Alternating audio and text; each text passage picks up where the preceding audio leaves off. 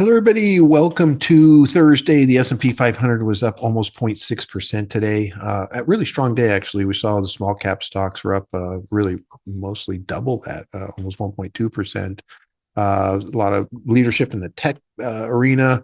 We've had a little sell off for the last couple of days in some of the stocks that are kind of the leading AI stocks or quantum computing stocks or some of the hotter areas, the precious metals and what have you. Today we saw all of those rally up more than the market, so kind of a shift on day.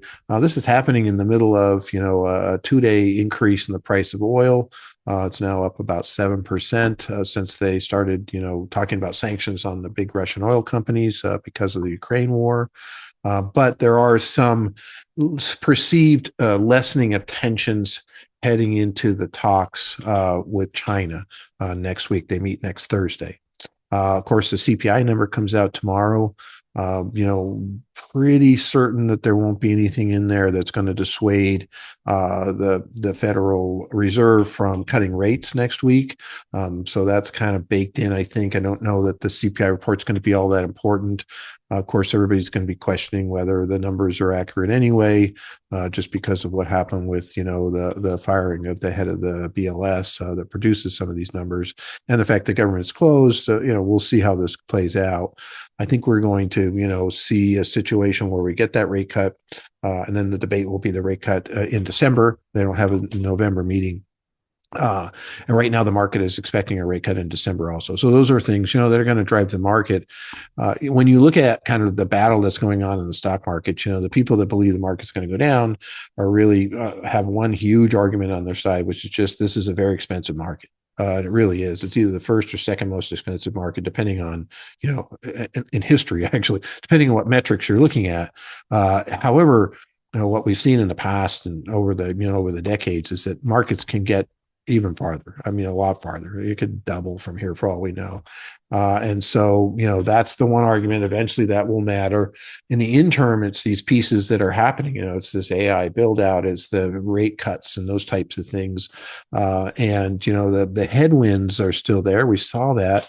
We're still not back to where we were fully, prior to the announcement that we were going to increase the tariffs on China. Certainly cryptocurrency has taken a hit with some of these concepts also. So, there's still things that are happening that are kind of distracting from the overall positives that are there at the moment. And so that's going to make for a bit more volatility, but probably continues to move upward, just because I think the positives that are affecting the market right now are stronger than what we're seeing, on the negative side. That could change, obviously, but at this point, we've got that going for us. We also have seasonality going for us heading into November and December. These are two of the best months of the year historically for the stock market. Now, we did really well in September, which is the worst year of the on average, over the long term. So sometimes you do really well in one. It doesn't always mean that you're going to do as well as you should in the other. So we'll see how that plays out. But I would not be surprised to see the market higher by the end of the year than where it is now at all, just because I don't think that the negatives that are out there are big enough to kind of offset the positives that are happening. And I think the negatives are going to be more, if they're going to come, they're going to be more delayed in their impact, towards the first quarter, second quarter of next year. So we'll see how that plays out, and may never have an impact depending on what happens. The Supreme Court could take away a bunch of these tariffs. I'm not positive that's good or bad. I mean, it's kind of interesting. You take away the tariffs, that's good, I suppose.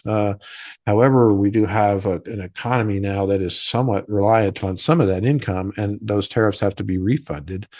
So that could be a problem for the bond market, for example. So anyway, we'll see. Those are things we'll be talking about throughout the rest of this year and see how these things play out as far as that goes. So anyway, look forward to being able to see you tomorrow. We are doing the show tomorrow. We'll be live from 12:15 to 1 o'clock Pacific time on YouTube. You just look up Talk Money with Tom. And we'll, be there. You can ask questions live if you'd like. You've got financial questions, you got questions about what's happening with the markets or any of those types of things. We'd be happy to answer those during the show itself. So look forward to seeing you then. Thank you very much.